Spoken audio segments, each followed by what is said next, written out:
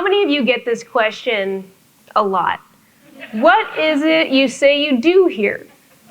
I got this question every single time a new VP of product candidate came in to interview at Segment. Every single time they ask me this question, I'm sure you get it a lot. It's not surprising because as product marketers, we can fill the space between marketing, product, and sales. We can live anywhere in that space. So it's not surprising people want to know, where particularly are you right now? In my opinion, product marketers are like superheroes. We can swoop in to solve a bunch of different business problems. Whether it's top of the funnel with acquisition, bottom of the funnel retention, we can help make sure the product roadmap is going to actually resonate with the market. There's so many things we can do based on our deep knowledge of the customer. I think this is a good thing.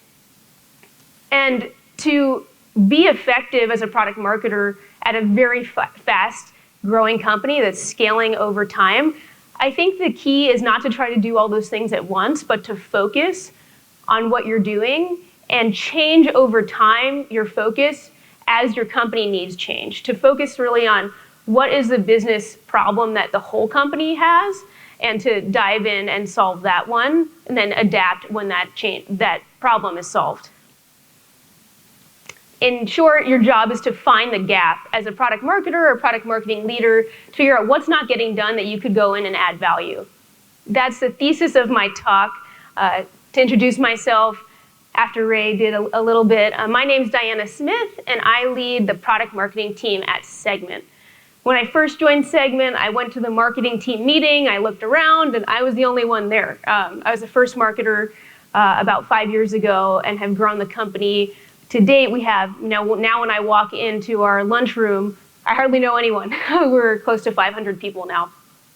And for those of you, just a little background on Segment and what we do, we provide customer data infrastructure that helps companies clean, collect, and control their data. So this means that instead of integrating lots of different tools you might want to use for marketing, automation, analytics, data warehousing, Pendo was speaking earlier, instead of integrating them all one by one, you could use Segment to collect your data once and integrate all these different tools and also make sure that data is clean and correct.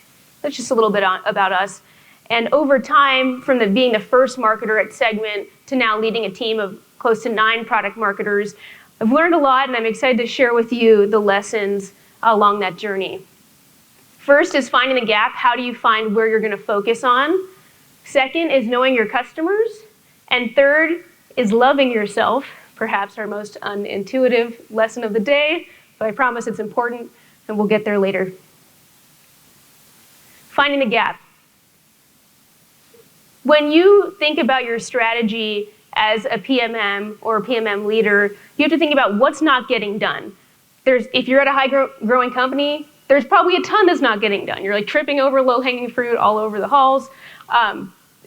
This might be the product team is actually acting more like engineering managers. They're not thinking a lot about the customer, and if there's a real market for what they're building, that might be the gap.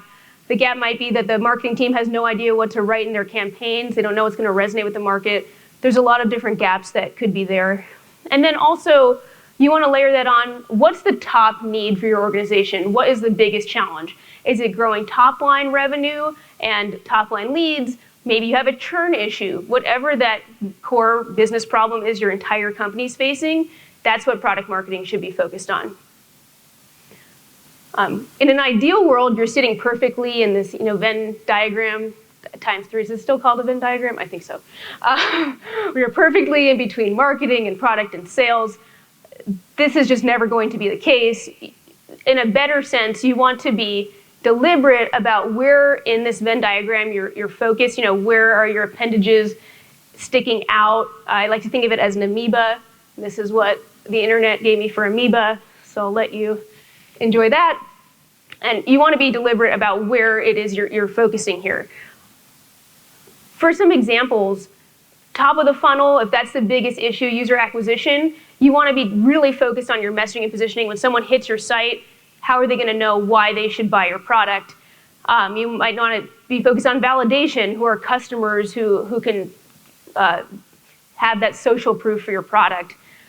Maybe the problem is with sales and they don't know how to go to the market and sell your product. they're being killed by competitors. You would be focusing on something different if that was your biggest issue. So I'll walk you through how this changed at different times at segments so that you can understand why we changed focus and just give you a template of how this could be done somewhere. And the main message is it's okay to shift, it's okay to change as time goes on. So early days in the Series A, when I was always the only one around on the marketing team, the main thing we were trying to do was get people to pay us. Not many startups think about that, these days. It's out of style. I'm seeing in the IPOs. But we were an open source product, and we were trying to get people to buy our hosted version, which meant that we had to figure out how do we get these people to pay for the hosted version? What are the features that are going to make people want to pay? We already had a lot of interest from a niche audience of developers, from the Hacker News community, the Y Combinator community, so that wasn't as much of an issue. And we didn't have product managers at the time, we just had engineers, so I was kind of playing that person as well, trying to make sure that we weren't just building for ourselves, that we were building for a clear audience. Fast forward to Series B, our main issue was tapping out of that initial, very tech forward, reads the same stuff kind of audience, and we had to look at that chart and make it keep going up and to the right. This meant that the shift for what product marketing needed to focus on was education. How do we help people know that this product, which previously didn't exist, and there wasn't really anything like it on the market, that if you had a problem similar to this, that it could be solved with software. This is when we found out that to write deep technical content in our position, it was really good to have product marketers focused on that, because to get anyone in editorial, it's a bit more difficult for them to get deep in the product. So this is where we focused, and our key metric was top line signups, how our educational programs were driving into content into top of the funnel. The sales team was still pretty small at this time. They all fit, and we were still in one office. We hadn't expanded globally, and they were learning through osmosis. Sales enablement was not an issue at this time. When we moved on to Series C, that's when our investors said, okay, you've proved that you can grow and scale really quickly.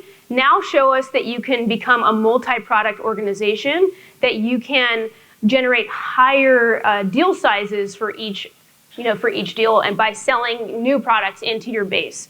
At this point, product marketing started to focus really closely on aligning with the product team, incubating and launching and enabling the team to sell new products.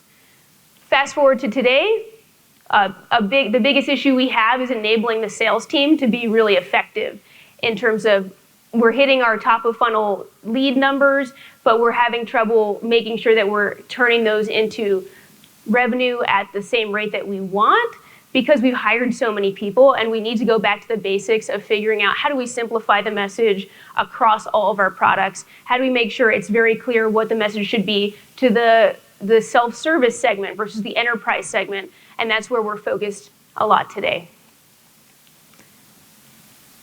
So whatever it is that you're focusing on, I mean, you do have to do a few different things as a product marketer, but my recommendation would be to try to make your metric and your North Star as close to the biggest company need as possible, and then communicate your focus, especially if it's changing. When you're so cross-functional in nature, if you don't tell folks what you're doing now, and if that might be different than what you were doing before, and the why is so important, they won't be able to fill those gaps either.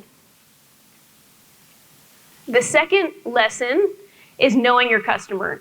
This may sound like obvious to all of you in the room, all you product marketers, but I think it's so important because knowing your customer is the only way that you're going to drive credibility and value, no matter where it is that you're focusing, any of those options I recommended before. And you need to constantly be curious and refine your understanding of your customer, their problems, the alternatives they have in the market. This will help you build messaging that actually resonates, that they can connect with. Will help you influence the product roadmap if that's something you're having trouble doing, to get that seat at the table, and will also help your greater marketing team develop effective campaigns. There are so many tools at your disposal to know your customer better. My favorite is just talking to them. Customer interviews, figuring out what it is you're trying to learn, setting up an interview program, riding along on deals, really getting that direct customer expertise. I also love to recommend starting with existing data sets that you have at your company. Somebody's probably collecting NPS. There's a treasure trove of information in those comments. Some will make you sad, but they're very interesting. You might have a lot of closed won and loss analysis in Salesforce you can analyze. You could talk to analysts. You could do competitive research. There's so many different things you can do to know your customers, and it's really important to prioritize doing that, even if you feel like you have a lot of other things you need to do. It's not enough to know your customers and have all these insights swimming around in your head. You need to synthesize and prioritize what's the most important thing. What's the most important thing to know about our customer? And what's the most important ask to make to product, for example? If everything's on fire, nothing is on fire. As a product manager, the people you're trying to work with, they have so much data that's coming at them every day. You have to empathize with them and know that the value you bring is if it's the clearest and most concise stack ranked recommendations based on all of your customer analysis. So I really recommend you think about how do you synthesize that research that you've done and then iterate, not just on the product. There's probably things that you learn that is going to have impact for marketing. Maybe there's a message you're sharing out into the market that's not resonating. Maybe there's an objection that the sales team is getting a lot that you could probably address with a little different of an approach. So make sure that you're not just giving these insights back to product, but you're also taking a look in the mirror and say, how could we do better based on what we've learned? Our third lesson, the one you may be most curious about, love yourself. And I'll be more specific, love your lanky, awkward teenage self. This was a recommendation came about from an event where I heard one of our investors speaking. His name is Ali Rogani, and he is a partner at Y Combinator. He mentioned that startups are like awkward teenagers. They're growing faster in some areas and slower in other areas, and this creates growing pains, but some places might be more mature than other places, and that's totally okay. That's totally normal, and there's never going to be a time where you could cover everything that's going on, that you can that you can manage all of the potential things that you could do, and you just have to be okay with that at a high growth company, that some things are going to be going better than others. What I've learned to embrace this craziness of growth is a few things. One, that giving clear ownership over the most important things is going to help your team focus. Then you want to watch out for the orphans. What are the things you're saying no to time and time again? Write them down. And third, that no org structure is perfect, so don't spend too much time agonizing over that. And I'll give you some examples. So throughout the time at Segment, different things have been clear owners. When I started as a first marketer, I was mostly focused on messaging and positioning, demand gen, some case studies. Anything that wasn't completely on fire was an orphan. As we got bigger, we started to have some light specialization in the product marketing team, where some people owned different features. They had metrics associated with that feature, whether it was revenue or lead generation. And then they had a minor, their major was the feature. The minor was in something sales enablement related, something like competitive or sales content. At that point, we realized AR and PR was becoming an orphan. We were doing it, I was doing it, and not very well. And we realized that was actually something super important to drive our growth into the enterprise. And that was something we had to focus on hiring next. So essentially, I say this to say, when you're doing your best at a high growth company, you need to ruthlessly prioritize what's the most important thing. And if you try to do everything, you're not going to do anything well. Just take note of what those things are that you can't do, and whether or not they're really going to make a big impact if you could hire someone to do them. Another lesson I learned the hard way is that when you're trying to adopt these new orphans and you're trying to grow as fast as possible, you might want to rush your hiring process. I definitely recommend against this. You want to make sure that you're truly assessing if the candidates are going to be a good fit for your culture and have the experience that you need. Pink flags will turn into red flags later in the hiring process, so don't hire too quickly. The orphan can be an orphan for a little bit longer because it'll take you more time to adjust your team if you don't pay more attention in the beginning of the hiring process. Getting to the organizational structure, I've had so many conversations with different product marketing leaders about this. What's yours like? What's mine like? What's the pros and cons? There's no perfect situation here, and that's okay. If you organize by product line, this is very common. You're going to have a great relationship with the product team. There's going to be one PM to another PMM, and they'll have a great relationship to influence the roadmap. The problem is you may not be as good at doing cross-product messaging across all your product lines. You need to make sure somebody's thinking about that. The flip side is true if you align by customer segment. You may be really close to sales, they may feel really prepared, but you may lose a little bit of your influence on the product side. And then another common structure is go-to-market, where you have people more like solutions-oriented folks, and then inbound product marketing-oriented folks. The great thing about this is that you can cover more of the spectrum of the scope of what product marketing can do. But the con is that you might have to double up on some resources for some things, or some folks maybe on the solution side may lose a bit of the technical product knowledge, and that may need to be addressed as well. So this is to say, align based on what's most important, but don't spend too much of your effort really worrying about the product structure. You can change it if the needs change. And that's most of the lessons I want to share with you today. Just to recap, focus on where your gaps are as a company, then communicate what that focus is. Second, know your customer better than anyone else. This is how you're going to add value and provide insights, no matter where it is you're focused on, the many potential things you could be focused on as a product marketer. And third, know that some things will grow faster than others. Some things you're not going to be able to get to. That's okay. That's what makes working at a fast-growing company fun, and that's why I, for one, like working at a company like Segment. Thank you so much for your time. This has been an episode of Scaling Product Marketing at a High-Growth Startup. I want to leave you with one quote from one of our customers, the CTO of Glossier, which is a hip makeup company, for those of you who don't know. He said, "We like to do pain-driven development. Where there is pain, we fix it."